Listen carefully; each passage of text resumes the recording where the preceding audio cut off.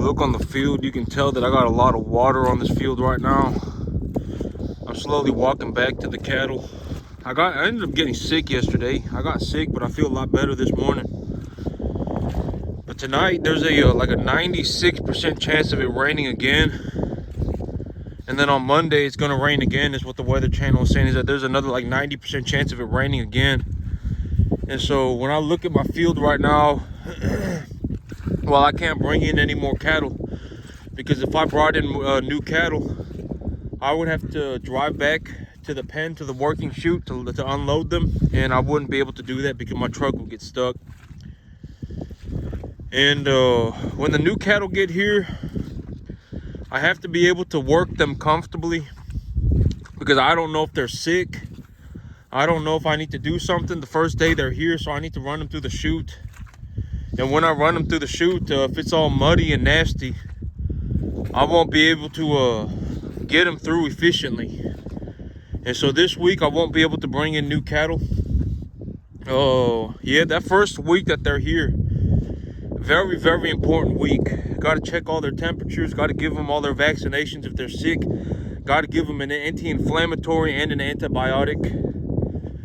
And then put them on a preconditioned ration. If they're not eating the preconditioned ration, need to give them a little bit of milk formula. The white calf that I got up front, he actually got milk formula for a couple of days while he was first here, and that really fixed him up real fast. I gave him a shot of antibiotic. The three bulls out front, they've been castrated, and I gave them all their vaccinations, and they're all preconditioned properly to my standards. And well, I mean, preconditioning, it's not really even to my standard, right? These are commercial guidelines. Like if you go on the internet and you read up just what commercial standards for preconditioning are, they're there. You can find out for yourself. And so later this week, this week I won't be able to bring in cattle. But my grass, I'm gonna take a look at my grass as I walk back here. It's a little bit too cold. It's a little bit too cold for the grass to be metabolizing at an optimal rate. And it's gonna take a couple days for this nitrogen and sulfur mixture to really get to the grass, and for the grass to really start metabolizing it. But as of right now, it looks good. It's supposed to rain again tonight, and then it's supposed to rain again on Monday. My grass, oh yeah, it's definitely growing, and the cattle are out here eating. And I still got grass in the front yard too. But yesterday I was just looking around while I was sick. I was just looking around on different things, and I found a real good gun deal, a deal on a gun. It's an ArmaLite M15 tactical 18-inch barrel. It's got a stainless steel barrel, and it's been Cerakoted, and it's got a 2-stage trigger on it. And guns.com is selling it for $1,000. I think with everything, like everything included, maybe it's going to cost $1,100. And that's a real good deal. A lot of these guns, in the next 10 years, right? Because in the next 10 years, there will be one time where people freak out again. It happens all the time. People are very, a lot of people move in these big groups. And so when people start freaking out, a lot of them freak out at the same time. And when they freak out, they go and buy guns. People do. They're like, oh man, guns this, oh man, we don't like guns, oh, we should get rid of guns. And then the moment they freak out, they'll go and buy a gun. And like during COVID, no one was talking about banning guns, right? Guns were vanishing off the shelves. And the first guns that will always disappear are the AR-15 and AK-47. And so in the next 10 years, it's kind of a long play to really purchase firearms as an investment. It is a long-term play. It is like, in my mind, what I'm thinking is, in the next 10 years, there will be an opportunity for me to double or to 2.5-fold my money. But here's the thing, right? It's not only just buying and selling guns. By me having a good idea of what the gun market is, I also open up a new opportunity to leverage into the equities of the companies. So if I keep a real good eye on the gun market and I say, okay, the gun market is doing very good, I can go on the stock market and buy option contracts for gun companies. That's the big advantage. It's not just buying and selling guns. It's not like, oh man, if I buy this gun, I pay $1,000 for it today, and in 10 years I'll sell it and I'll double my money. I'll make $2,000 on it. That's not the big advantage. The big advantage is, me being interested in guns. When I keep an eye on the gun market, if I recognize that the gun market is doing very well, I can purchase equity, leveraged equity in the gun market, and I can.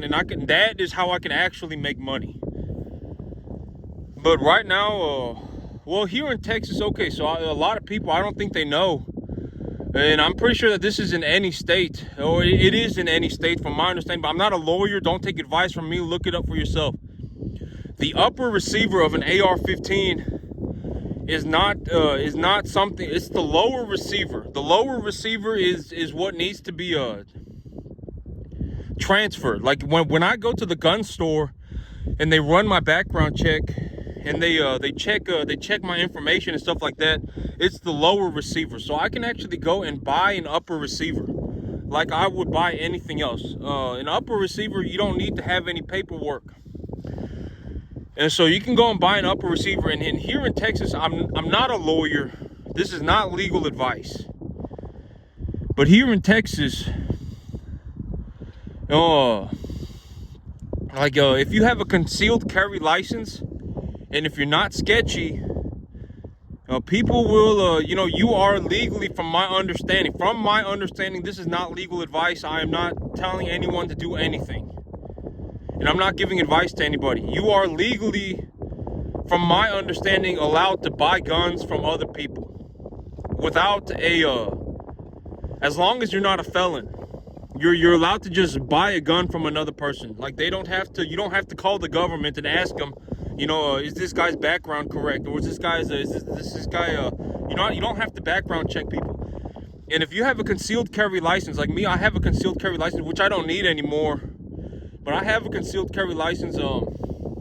But here in Texas, it's you're allowed to just carry a gun. You don't have to. I forgot what they call it, but you don't have to. From my understanding, you don't have to have a concealed carry license anymore to carry a concealed weapon. But I still have my concealed carry license, and so people know when I show it to them, they'll know that I'm not a felon. Because if I was a felon, they wouldn't have given me a concealed carry license. And so, on the private market right now, a lot of people, so they'll take a 30% loss on the gun. They on the private market, a lot of people will. They'll say, okay, I put $1,000 into this thing. I put sometimes even up to 50%. I put $1,400 into this thing, and I'm gonna sell it for $700 so that I can work on something else. They'll do that, and that is where the opportunities are. If you just go on the internet and look up some forums for people selling guns, buying and selling guns, you can find these guns for a very, very good deal. Hold on to them as an investment, and when the gun market starts doing very well, it's possible to sell them to make money. I'm just saying that is something that it's like buying and selling shoes, okay? I don't see guns as a method of killing people. I don't go, oh man, you know what the purpose of a gun is to kill people. I don't see it that way. A gun is an object. There's nothing that it can do without a person. And so,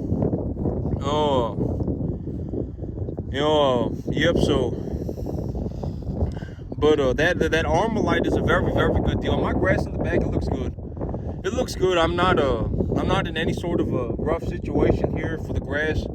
It definitely looks good. My cattle are looking good. I won't be able to bring in any cattle this week, but next week I'll have to see. And here in about 3 to 5 weeks, I'll have cattle ready to go to market.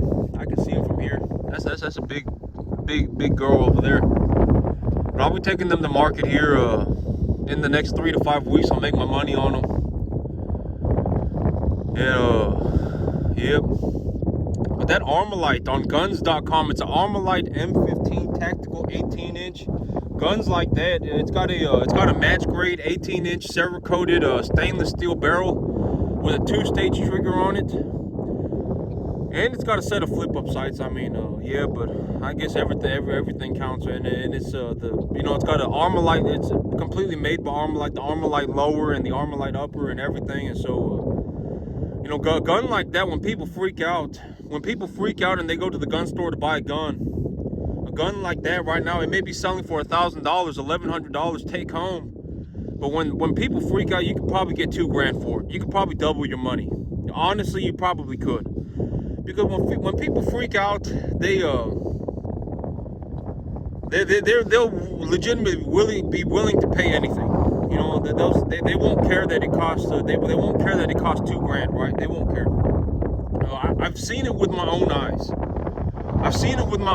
Guns that sell for $500 go for $1,200. You'd be able to buy a gun for $500 one day, and then the next day people are freaking out, and all of a sudden the guns are selling for $1,200.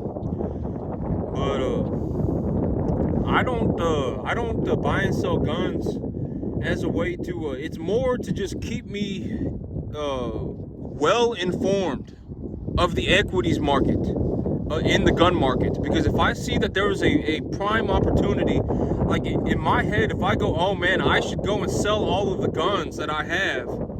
In my head, if I think that it's a good time to purchase leverage in the gun market equity, in the equity of the gun market. So that's my big reason for keeping such a good eye on the gun market, is because if I see that it is a good opportunity to buy depending on what is, if I really see what's going on with the gun market, like right now, I would think that stuff like Ruger and Smith & Wesson, the stock market, the equities in these publicly traded gun companies, they're probably not going to do very well right now, because guns are very expensive on the new market. Like if I were to go to the gun store and buy a gun right now, they're very expensive.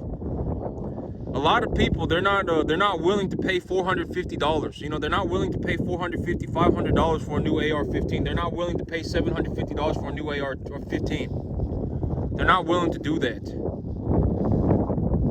Me neither. I mean, I'm not going to go to the gun store and buy an AR-15 for $450.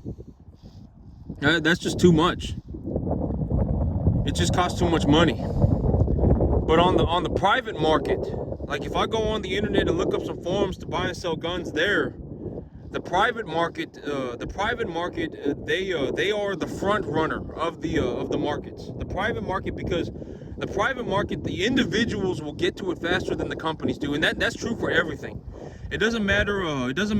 What it is. The individuals will get to it first. The private operators, business operators will get to it first. They'll say, "Oh man, I got 7 guns in my safe, but if I sell my 3 that I don't want, even if I take a 40% loss on them, I can take that money and buy one gun that I do want, and I will be a happier person." A lot of people, they do think like that. In the gun market here in Texas, a lot of people have a lot of guns. And they're if they look at their gun safe, and they go, "Oh man, I got 7, 8, 9 AR-15s here. If I sell the 3 that I never use, and I make myself or buy myself a brand new one that I really want, I would rather just take the loss on the 3 that I don't use, so I can buy myself something that I really want." A lot of people, they do think like that. And I do have some guns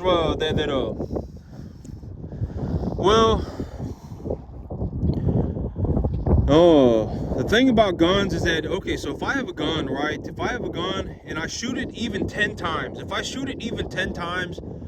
value of the gun drops drastically.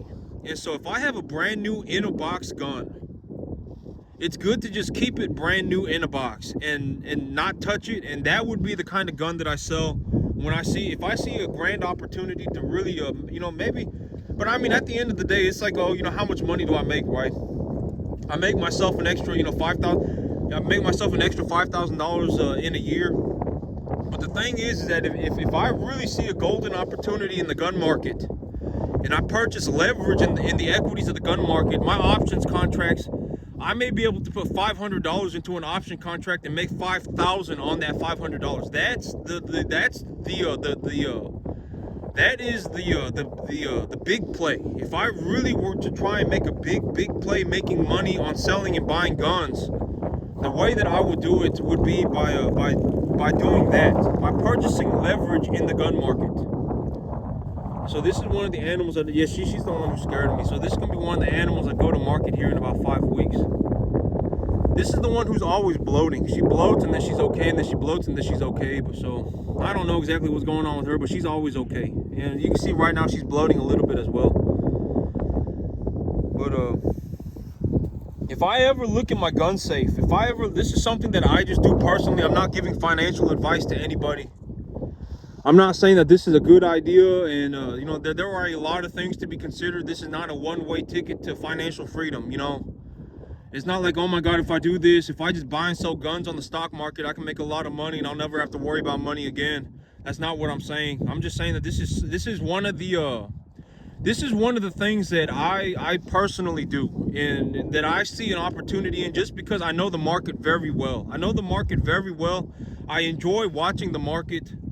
And if I see an opportunity, I can just, you know, go to the stock. I can just get on the stock market and purchase an options contract on my phone. And when the market is doing very well, I mean, $500 could turn into $5,000. $500 could turn into $50,000, depending on how well the market is doing. And so, you know, and I mean, there are a lot of ways to really get a good deal on stuff. And that's the thing, I always say, my whole thing about full price is that for anything, if I was gonna pay full price, I could pay full price at any time. So I don't ever buy full price. I don't buy full price, because if I was gonna buy full price, there would have to be a very good reason for me to buy full price.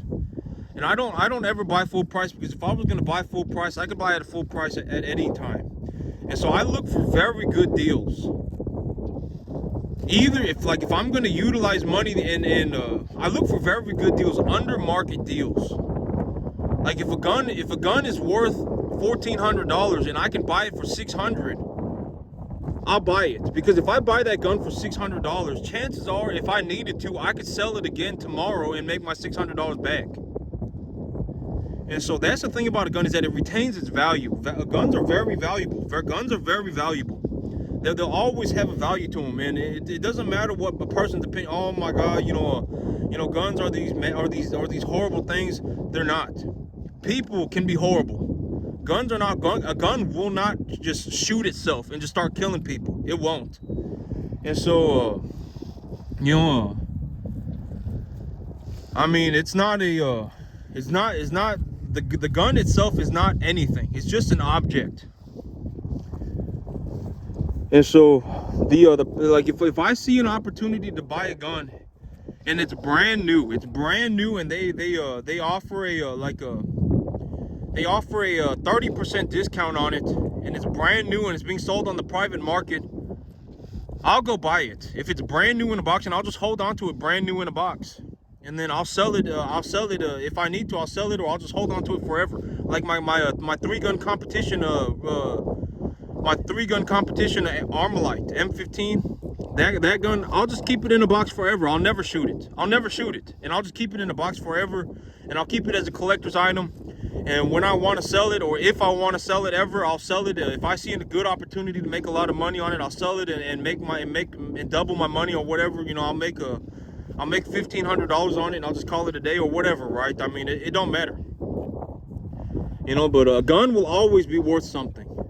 Because it is very naive, you know, it's very naive to think that we live in this very you know, innocent world. The world is not an innocent place. There are people who do bad things. There are people who you know, they just have a lot of problems going on. They do, and they'll oh man, you know. And I think that a lot of people, we won't really know. And I hope not, you know, I hope that we don't ever run into a situation, but historically speaking, every nation that has existed every nation that has existed since the beginning of humanity has at some point fallen apart. Every single one of them. You know, Egypt, Rome, Mongolia, everything. Every single nation has fallen apart at some point. At some point, every nation has fallen apart. And so, you know, I think that a lot of people, we won't really know what a lot of people are thinking about until until we really live in a world, which I hope we don't, right? Because if we do, I mean, everybody gonna die. Let's just be honest. Like 90% of people are gonna die. I'm gonna die, you gonna die, everybody gonna die. It's not this glorified thing, right? Everybody gonna die. Practically everybody's gonna die. And so, you know, that, you know, I would not ever want to you know, see America fall apart, ever, right? America is probably the greatest country that has, you know, I don't know what it's like, I don't know what the world was like 500 years ago and stuff, but in the modern day, America probably is, I would say, the greatest country. It honestly is, right? I mean, there's, you know, I'm allowed to do so many things here, and I'm allowed to build wealth for myself. You know, I don't have to ask the government, hey, can I run cattle on my farm? You know, I don't have to do none of that. I can literally do what, and if I make money, I can keep it. You know, America is probably, as of today, probably the greatest country on the planet. You know, people, like I always say, if I was not born in America, in this particular area of Texas, here, I would not be able to do what I did. I would not have gotten the experience that I would. You know, one of the reasons why I got so good at farming was because I was born in this area, in this country, with these, with the rules and regulations that we have here, with the societal structure that we have here. If I was not born here in this part of the country, in this, you know, in this particular area, I would not have been able to do this. I would not have been able to at all. And so, yeah, that's it for me today, YouTube. Y'all have a good one.